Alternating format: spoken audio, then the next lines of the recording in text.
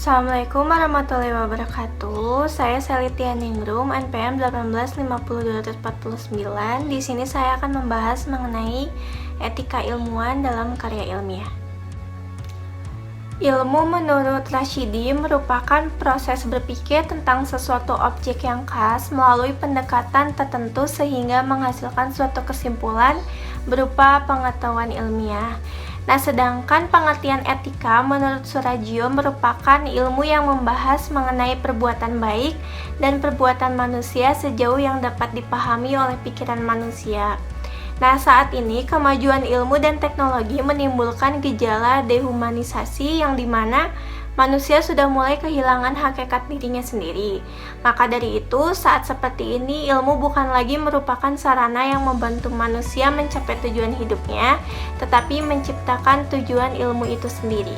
Terdapat dualisme dari ilmuwan terhadap akses ilmu dan teknologi, yaitu yang pertama, ilmu harus bersifat netral terhadap nilai-nilai baik ontologis maupun aksiologi. Nah, yang dimana golongan ini ingin melanjutkan tradisi era Galileo, yaitu kenetralan ilmu secara total. Yang kedua, netralitas ilmu terhadap nilai-nilai hanya terbatas pada metafisik keilmuan saja. Sedangkan dalam penggunaannya, pemilihan objek penelitian kegiatan keilmuan harus berlandaskan atas asas-asas moral untuk kebaikan manusia tanpa merendahkan martabat atau mengubah hakikat kemanusiaan itu sendiri. Ilmu filsafat terbagi atas dua kelompok cabang, yaitu filsafat teoritis dan filsafat praktis. Nah, filsafat teoritis mempertanyakan dan berusaha mencari jawaban tentang segala sesuatu yang ada. Sedangkan filsafat praktis membahas bagaimana manusia bersikap terhadap apa yang ada tersebut.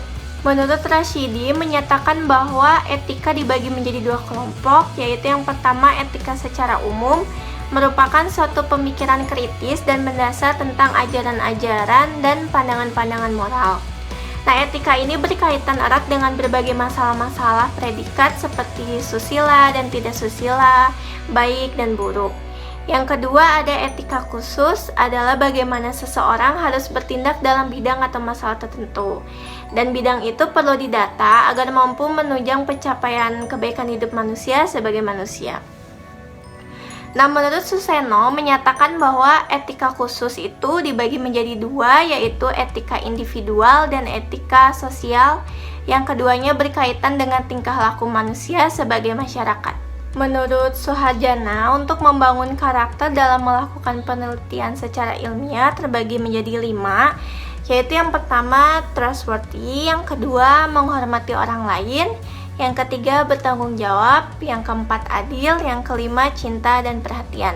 Nah, sedangkan menurut Samsi, etika ilmiah mengandung 10 nilai, yaitu kejujuran, objektivitas, integritas, kehati-hatian, keterbukaan, penghargaan properti intelektual, respek terhadap kolega, kerahasiaan, kepatuhan hukum, dan yang terakhir yaitu perlindungan subjek dan atau responden penelitian. Sedangkan menurut Rashidi, sikap ilmiah yang perlu dimiliki oleh para ilmuwan sedikitnya ada 6, yaitu yang pertama tidak ada rasa pamrih, kedua bersikap selektif, ketiga adanya rasa percaya yang baik terhadap kenyataan maupun terhadap alat-alat indera serta budi, yang keempat adanya sikap yang berdasar pada suatu kepercayaan, yang kelima adanya suatu kegiatan rutin, dan yang terakhir memiliki sikap etis atau akhlak. Tanggung jawab seorang ilmuwan menyangkut tanggung jawab moral segi profesional dan segi moral. Nah, tanggung jawab segi profesional adalah berkaitan dengan epistemologi yang mencakup asas kebenaran, kejujuran, rasional, dan sebagainya.